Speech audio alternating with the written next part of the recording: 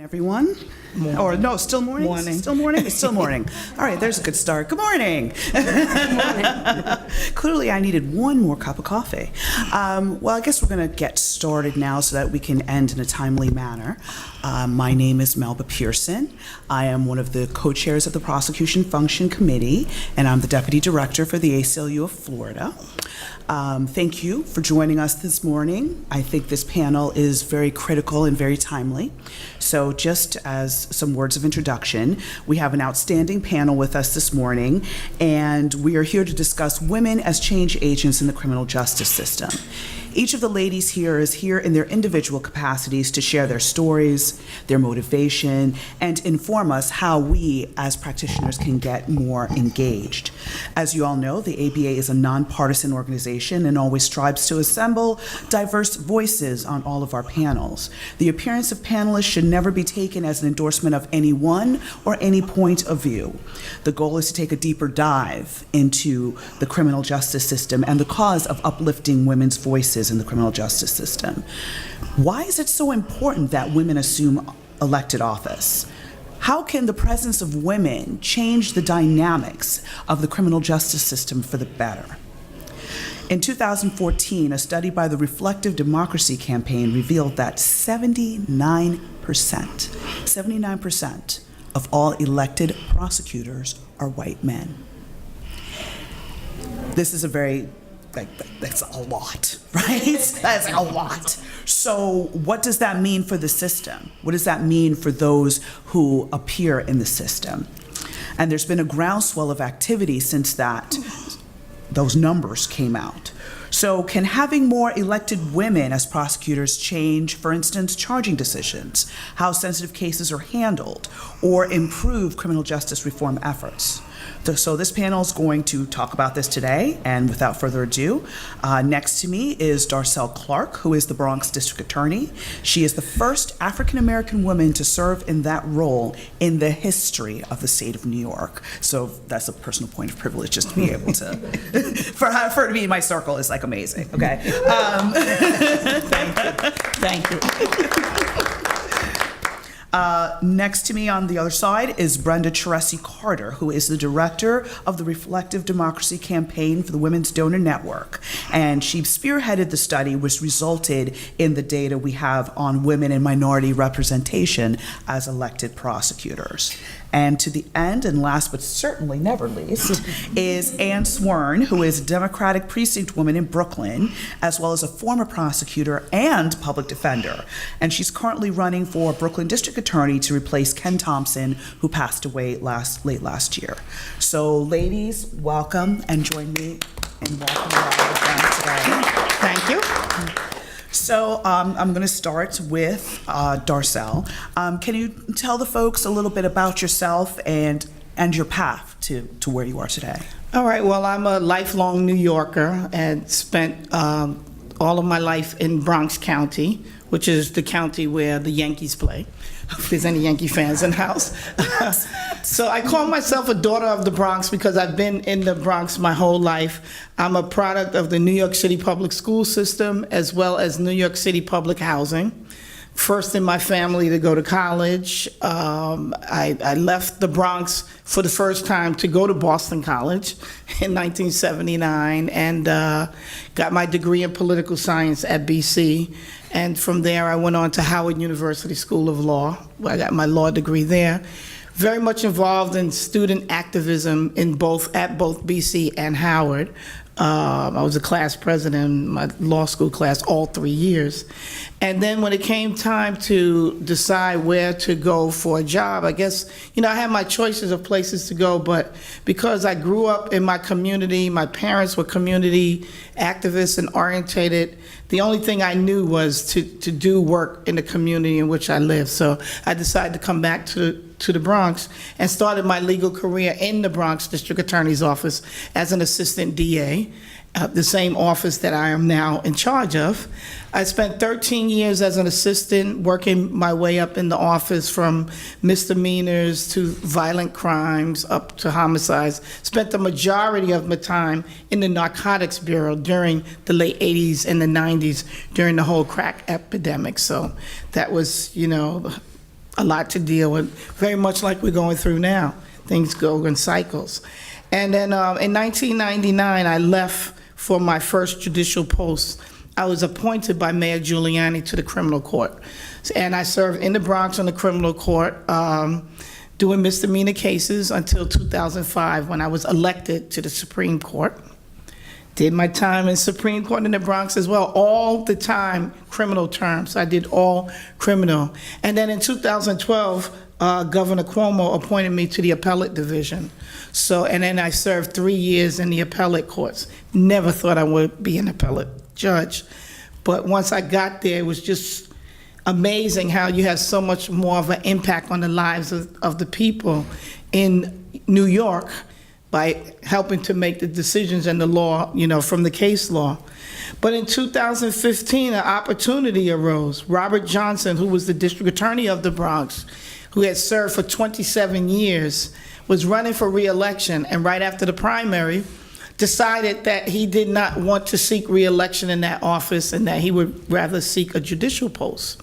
And the way the politics work here in New York, with that timing, meant the Democratic Party had an opportunity to name someone to replace him on the ballot. I always thought of being district attorney one day, but I was never going to run against Rob Johnson. And plus I had a real nice, cushy job on the appellate division as a judge. So, I wouldn't do it. But I guess the stars were aligned, and I just took a leap of faith to go out there and do it. And in November 2015, I was elected as the 13th district attorney of the Bronx. And in January 2016, I took office, and I've been in office for now the last 18 months, and it's been amazing. I felt every day of the 18 months, but it's still amazing. So that was my path. Thank you, Darcel. Now, Brenda, can you tell us a little bit about your path and how you became interested in doing research in the area of women in prosecution? Sure. I was joking before the panel that I sort of feel like the last turkey on Thanksgiving because I'm not a lawyer, and I feel like kind of an imposter at this conference, but I'm delighted to be here. My background is actually as an organizer and an academic, and I had kind of a strange path to where I am now, but the short version is that I earned my PhD in American Studies at Yale University, and while I was doing that, I got very involved in the union organizing effort among the teaching and research assistants there. And that turned into an epic battle involving multiple strikes and lots of conflict and struggle and excitement. And I went to work for the labor movement after that, and spent several years working for the Union of Hotel and Restaurant Workers across the U.S. and Canada, which is disproportionately a union of women and people of color, a lot of immigrants, a lot of sort of a classic low-wage workforce. And in that time, I did a variety of things, but one of the things that I often did was to work on electoral projects that the union was involved in. So I spent an incredible amount of my life in 2007 and 2008 in Nevada, after our union was the first one to endorse Barack Obama, and we duked it out during the Nevada primary. And I did a number of other electoral projects during that time, and so I really sort of built on a lifelong interest in politics and sort of community organizing for political power. So the project that I now lead, the Reflective Democracy Campaign, is dedicated to the idea that the people who hold elected office in America should reflect the population. And it will be not news to anyone that we're really far from that right now.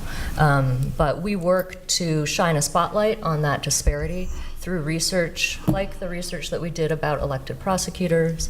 And we also do quite a bit of organizing and grant making to try to catalyze and incubate work that breaks down the structural barriers that keep women and people of color disproportionately out of positions of public leadership. Awesome. Thank you, Brenda. And Anne, tell us a little bit about your path. I mean, yours is very unique from the perspective of you are both a prosecutor and a public defender, which is not something one normally sees. So how did you get to the point of running now? Well, I'll start a little bit in the beginning because my story in some ways reflects ourselves. And I'm sitting here thinking, is it because we're women? Or what are the other things about it? Because I'm a daughter of Brooklyn, and I was born in Brooklyn. I came back to Brooklyn Law School. I raised my children in Brooklyn. And as I tell people, I'm going to die in Brooklyn. I love Brooklyn.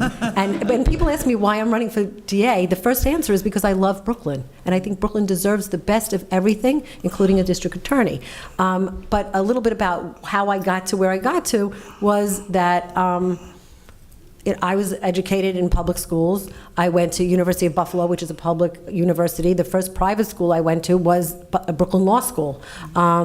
Why I took the DA job right out of law school was it was the least boring job I could have.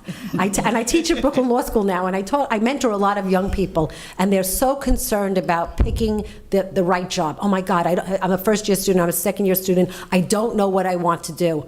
And I always say, figure out what you don't want to do, not what you do want to do. That's what happened to me. I figured out what I didn't want to do by clerking for a U.S. District Court judge, clerking for a bankruptcy judge, working in a large law firm, and I knew that those were not the jobs for me. And at that time, especially because I was in law school in 1977, there weren't a lot of women. There certainly weren't a lot of women professors, and it was the first significant class of women in law school in 1977. And so the job opportunities in some ways were better because there was the first large class of women available, but where we thought we could go was kind of limited. And then I watched arraignments. People here who are criminal lawyers know how exciting arraignments are, and it was very exciting.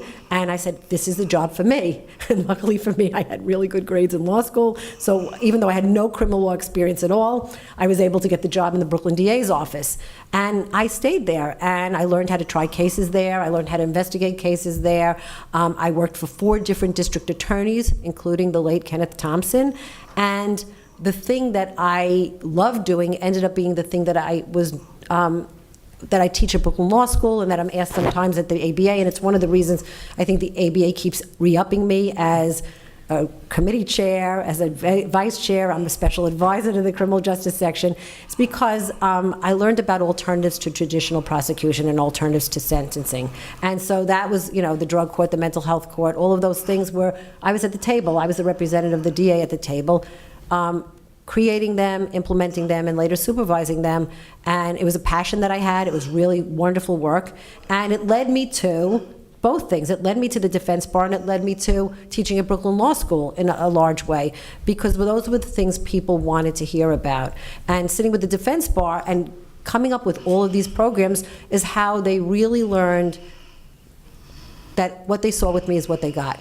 That they could trust me as a partner in criminal justice to bring better justice to Brooklyn. And in the best world, it's like the ABA. They say it's the unified voice of criminal justice. In a lot of ways in the counties and at the really lower level of government, you can work together with your adversaries in court in order to build a better justice system. And the better relationships you have do exactly that. And so I left the DA's office. I still taught at Brooklyn Law School. I've been doing that for 20 years.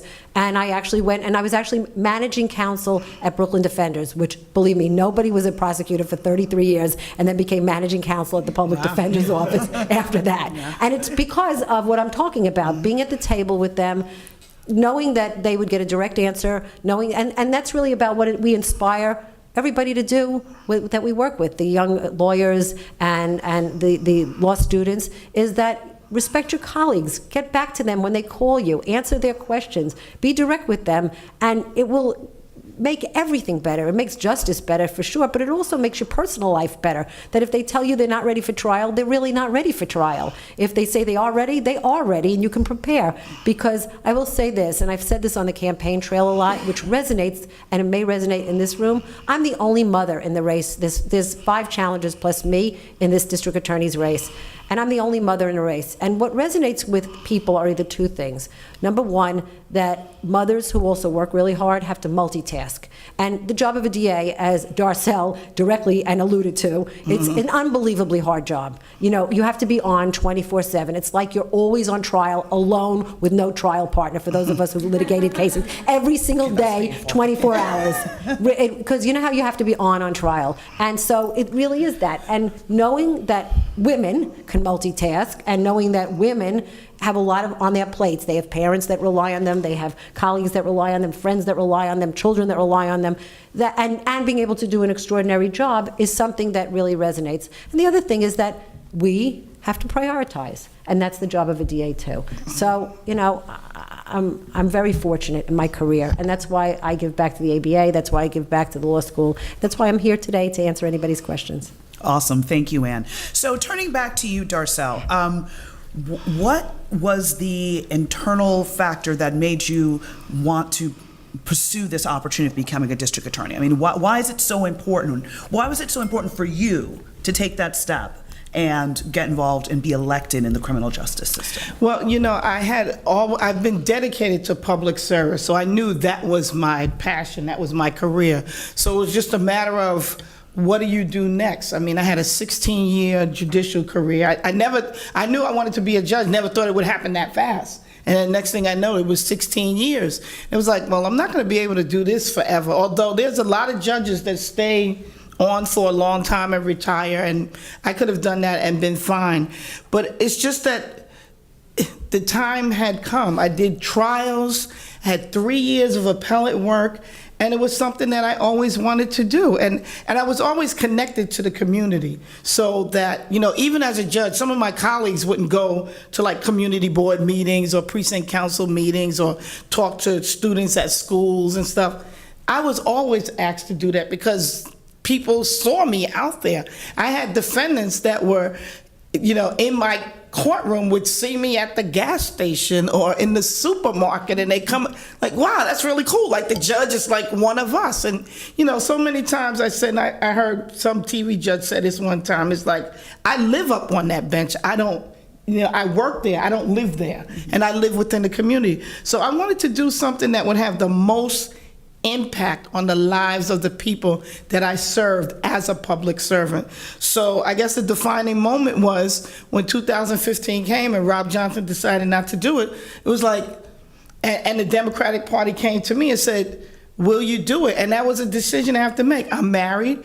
My husband is an NYPD detective. He now has 35 years on the job, and he's still working. So I knew criminal justice well, having been an assistant DA, having been a judge, being married to a detective, and that was fine. But, it was a leap of faith because there's no guarantees, as you know, especially in the political world, there's no guarantee. And I had to step down from the bench in order to run. So it was September, I had to step down. The election was November, so it was an abbreviated period, but there's still no guarantee. And, my mother-in-law, God bless her, she's 87 years old. When I told her what my decision was, she was like, okay, let me get this straight. First of all, isn't a judge higher than a DA? I said yes and no, but not really. She said, okay, so you're going to do this. You're going to step down. You're not going to be a judge. No. And you're going to run an election. Yeah. And somebody's running against you. Yes. And you could lose. Well, yes. She said, so that if you lose, then you won't be a judge and you won't be the DA. I was like, yeah. She said, does that make sense to you? And like, when you put it that way, no, But I knew I had a lot to offer my community, and, I just took that leap of faith that you have to do in order to, sometimes you got to make a sacrifice in order to really have the greatest impact. And that's what I did. And, I won. I mean, the Bronx is Democratic. I'm a Democrat, I won by 86% of the vote because I ran against a Republican. But there's no guarantee because, we thought Hillary Clinton was going to be the president at one time, and she's not. So it's like I didn't take anything for granted. So that's why I just wanted to be able to really connect to the community that I serve. It's an honor to serve, and I thought that this was the best way. And with criminal justice, so much was changing or needed to change. And having been an assistant and having sat and presided over cases, I thought my perspective would really be great going into that position and being able to make a difference in that office. Awesome. So going back to you, Brenda, talking about the results from the study. Number one, were you surprised by the results? And number two, what do you think is the reason that the numbers are so stark in America? Well, we had done, prior to doing our study on prosecutors, we had done a big study on the demographics of everyone in elected office in America, which had never been done before. So we looked at the race and gender of everybody in elected office at the county level and higher, so it was like 50,000 office holders. And we found that 90% of those people were white, and 2/3 were white men. I think 71% were men, which was a little worse than I expected, but I thought it was going to be pretty bad. I have a pretty dark worldview, so I was prepared for that. So we kind of had that as a sort of snapshot of elected office overall. And then when we decided to do this study on prosecutors for a couple of reasons. One, this was in 2015, so there was an incredible amount of attention and activity and organizing around police violence, prosecutorial accountability, the deaths of civilians at the hands of the police. So there was a lot of attention on sort of this part of the criminal justice system, and it raised a question for us: who are the people who hold these jobs? I think for most Americans, even politically engaged ones, you don't wake up thinking about your elected prosecutor. A lot of people don't even know prosecutors are elected in a lot of jurisdictions. So we felt like it would be a good contribution for us to look at that particular elected office, given what was going on around the country.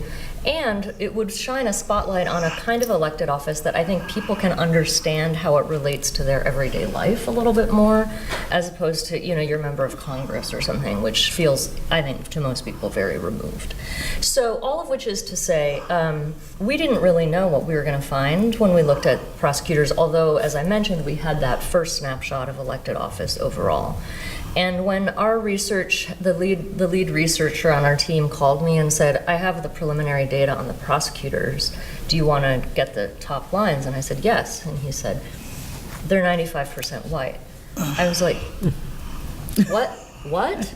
I mean, I knew that it would be very skewed, but I did not expect it to be quite that skewed. So. Well, what do you think some of the drivers are for the numbers being so, overwhelmingly one way?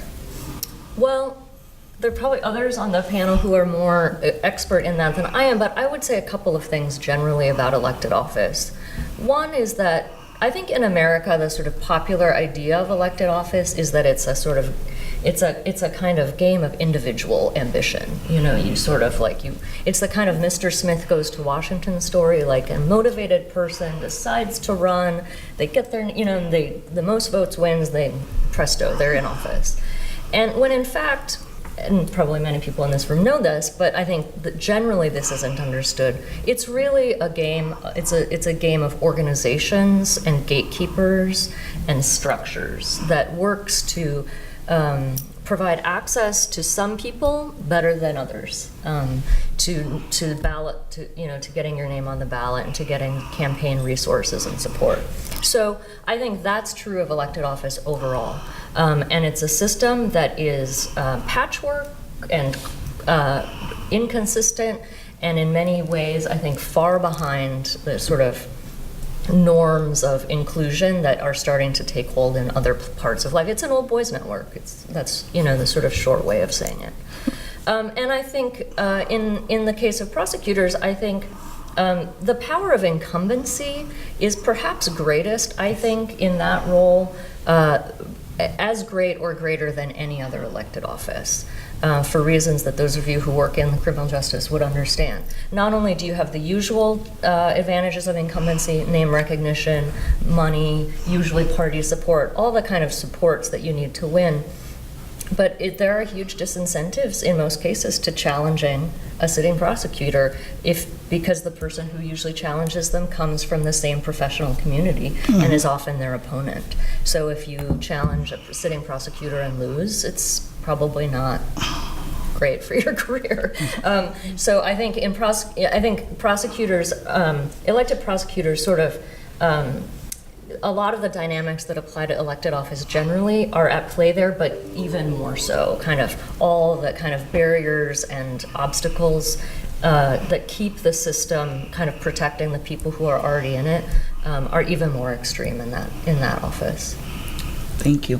And what do you think about that? And in looking at your experience, I would think fear is sort of a motivator, right? And would also dissuade people from running because it's the fear of, well, I have a job now, and in order for me to run for DA, I'm going to have to give up my job, which means I may not be able to pay my bills, right? So how does one get over that fear and get over those hurdles to be able to make the decision to take the leap and run? I can speak to myself because this is exactly the things that you're talking about, everybody's talking about, I'm facing right now in real time. And I'm 61 years old. I never ran for public office before. I never thought I was going to run for district attorney. And while the seat is open, technically, there's an incumbent male who's there who has all the advantages that you were just speaking about. And I was in the public defender's office, which deals 45,000 cases a year, many of them adversaries to that district attorney. Leaving there, coming from there, more immediately, it was a concern. It raises certain issues. That's one of the reasons I actually left that job. I wasn't required in January to leave that job, to think about running. But we're at the ABA, and ethics are the thing. I know it's the thing at the top of my mind, every decision I ever made as a lawyer. It's the only thing I have besides my name. And I said, if I'm the district attorney, or when I'm the district attorney on January 1st, 2018, I want to be able to say I didn't touch any cases in 2017 that were in the public defender's office. So I gave up my job.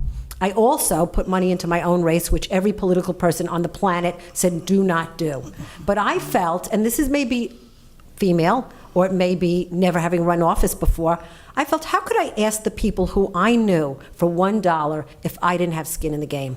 It felt very important to me because maybe I'm not a politician who, since I'm 20 years old, has run for, community, the community board, and then this and then that, and so have a roster of people who have donated to the party for 20,000 times, and I can call them. The people I was calling were the people I really knew and wanted to be in a relationship with, and it felt really important to me when I asked them for money that I was asking for the right reason, to do public service. I wouldn't squander that money, and that it wasn't a vanity project. And so for me, all of the things that you're talking about created a lot of fear. Created a lot of fear in me. Should I do this? And it's in the research, and I just read an article in Vogue that somebody wrote running for office, and she said that when she went to, and she was extremely qualified, went to the head of the Democratic Party in Texas to say, am I qualified for, she was running for Congress, the guy said to her, no man has ever asked me that question, but many of the women that want to run for office ask me that question. And I started to think about that, about why I'm clearly qualified to be the district attorney of Brooklyn. I was a prosecutor, a defense attorney, I'm a law school professor. There's no question, and I know I'm qualified. But the questions I get asked on the campaign trail, especially when I ask for money, feel that it's almost as if they're buying a commodity. And is it the best investment in that commodity? It's really unbelievable. And so I'm loving this experience. I'm loving learning something that I've never done before. And I don't attribute the interactions that I have necessarily to being a woman or being a certain age or anything else, but it gives me pause. When these things happen, it gives me pause to say, if it was a man in this circumstance or somebody else, would this question have been asked this way, or would this people be as free to talk about it this way? So this is a panel about women in, as change agents. And I think if we speak about them, then that's the first opportunity for change. Well, thank you, Ann. So, Darcel, what would you consider to be the defining moment in your career that sort of like was that bright line moment that sort of governed all the decisions you made afterwards? Well, I would say that it was because my life was planned for me already. I already knew as a kid I wanted to be a lawyer, so I went, to college. I learned how to go to college because I had obstacles in my way, being a young African-American girl in high school. When I went to the guidance counselor and said, well, I want to go to college, nobody in my family did, she told me that I should go to secretarial school. And I was like, what? Being a secretary is fine if you want to be a secretary, but I wanted to be a lawyer. So throughout my life, so I knew law was what I had to do from that moment. So that was fine. That was one defining moment. But I guess, and then I wanted to be a judge, so I learned how to do that. And you learn how to do these things. But I got to say the defining moment was leaving the bench to run for DA. And it was some challenges with that as well. I guess I told you, my mother-in-law, everybody thought I needed to have my head examined. It's like, because you got to understand, there's 1,300 judges in New York State. There's about 55 appellate judges in the whole state, and I made it there. I was elected to the Supreme Court, and some judges never get to do that. So I had accomplished quite a bit, and I could have been satisfied with that. But I wanted to go. It's almost like being on a game show. Do you want to stay with the money you have, or you want to go for, the door? And, you got to stop and think, do I really want to run this risk? And, I decided to do it, and I'm happy that I did. And it was all about the work. It was just so timely because so much is happening in criminal justice, and I couldn't do anything about it as being just a judge. I wanted to be able to make the decisions, to use the discretion that I have to really, put forth whatever agenda or whatever reform that I thought was necessary. And being a judge, you're very limited, You're very limited. You can't speak to the press. You do have to follow the law. You can't be activists and make things up and be creative and things like that. You have to follow the law. There's sometimes that you can do that. But being a district attorney is a huge job. It's a tremendous amount of responsibility. And being the first woman in the Bronx to be the DA and the first African-American woman in the whole state really made it a big difference. So that really, was a defining moment for me. And although it's great, I'm in the history books, I got to produce now. It's not just being a footnote, in the history books that, yeah, she was the first one. I need to make a difference. And I thought that I had a lot of ideas and I knew a lot of people and I had a lot of exposure to be able to make those changes that I knew needed to be done. And I knew that from sitting on the bench to see it. So, I was happy to do it. And now, before I lived like nice, quiet life under the radar as a judge. Now it really is 24/7. And, every day is a different challenge. But, it's very rewarding because, I was able to do something. And I guess we'll talk about that later, but it does make a difference for me. And just to follow up on one point you made, having that historic mantle on your shoulder, do you find that to be a heavier burden? Is it, because of the fact you are an African-American woman and you're the first in the state of New York, in this role, does that change how you approach the job, and does it make your day-to-day more difficult, or maybe does it make it easier? I don't know. To me, it doesn't make a difference because to me, I'm just me, which is what I've always been. I am that to other people. I am just who I am. And people have always said that. I remember you talk about being a woman and whether it makes a difference. We're presented with things all the time when you said, why would you say that? And that they're saying it because you're a woman. It's like, you're a judge? Like, why are you saying that? I mean, there are women judges. Well, I didn't expect you. What does that mean? Because I'm a woman? Because I'm black? Why? So I'm used to that. So, I just do what needs to be done. I've never been shy about that. And I think once people, they may have their doubts, but after they meet me, what you see is what you get. They know it. Even when I was on the bench, I don't have a poker face. If something is going on, everybody knew what I was thinking because I can't, hide it. But it's just about being, who you are and being straightforward and really just seeing what needs to be done and being able to roll up your sleeves and get it done. So, it's an honor to be that. And I know that I don't want to mess up because if you do, then those same people that are looking at you as the first woman and the first black woman and all that are going to say, oh, see, she messed it up for everybody. But I got to still do what's right. And as long as you're doing what's right, I think everything is going to work out. Thank you. And I'm going to present similar questions to you. What was the defining moment in your career that just sort of governed your actions going forward? And do you feel a different sort of burden because of the fact that you are a woman seeking, this role in this race coming up? It's funny, when Darcel speaks, what she says resonates so much with me, and so many of the things that I identify with. I will say this, that why I wanted to be a lawyer was partly the challenge or the gauntlet that someone threw down to me. My best friend growing up, my next door neighbor, my best friend, when I told her I wanted to be a lawyer, she said, "You'll never be a lawyer." My best friend, a girl, said that to me. Like, are you kidding me? And it was almost as though she threw down the gauntlet and it was a challenge that I had to rise to. It's like, I can do this. Of course I can do that. So in terms of being a lawyer, that was that. But in terms of knowing my worth, which is a different thing, I didn't come into the DA's office knowing my worth. I hadn't taken trial advocacy. I didn't know that I'd be a trial attorney. I learned my worth when I started to look at myself in comparison to other people. And I would go to a meeting time and time again, and I teach a course called Problem Solving Justice that I created actually with the Department of Justice and the Center for Court Innovation. And there would be problems presented, and people would go around the table, and I would see a solution that nobody else saw, and that happened time and time again. By the time I realized that nobody else in this room saw that, it seemed so clear to me this is a solution, that I realized that I brought something different to the table. But it wasn't innate, and it didn't come naturally, but it was when I realized that it was a defining moment, that I could do what I set my sights to. And running for district attorney, it was, I wish I had Darcel's situation.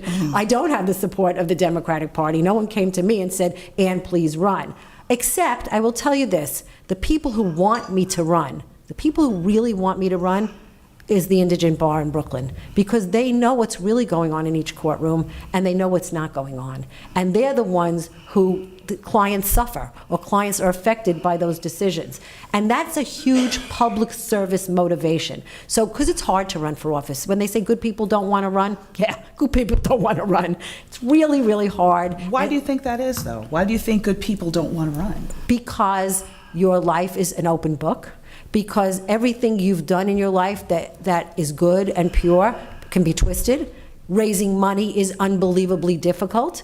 Raising money when you don't have machines behind you is even more difficult, or industries behind you, and inexperience. So I have a lot of smart people that are helping me, but it's a really singular endeavor, running for office. It's what Darcel is saying now about that office.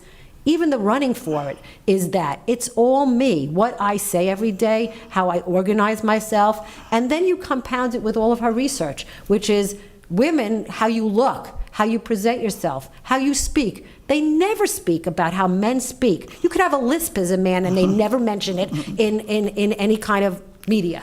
A woman, you speak too quickly, I'm getting comments all the time about how I look and how I speak and how I dress. I cannot imagine that a man in my position gets that many comments. So, taking all of that, I'm going to turn to you, Brenda. Once you released the information, the statistics, what kind of reaction did you get? And what was the reaction from the media or from practitioners? Did anybody confront you and say, "Oh, God, you guys made up those numbers. That's not real"? Did you get any pushback? And how did you deal with it? Well, I think there were two things that were really rewarding to me about that sort of resulted from releasing this research. The first was that it really did seem to serve as kind of an accelerant to grassroots organizing efforts that were already in motion around the country around police reform and prosecutor accountability and criminal justice reform generally. So I think that the numbers were just so stark that it kind of catalyzed things, and even though people had been working very hard around these things in communities across the country, I think it sort of brought them together and sort of connected the dots for people.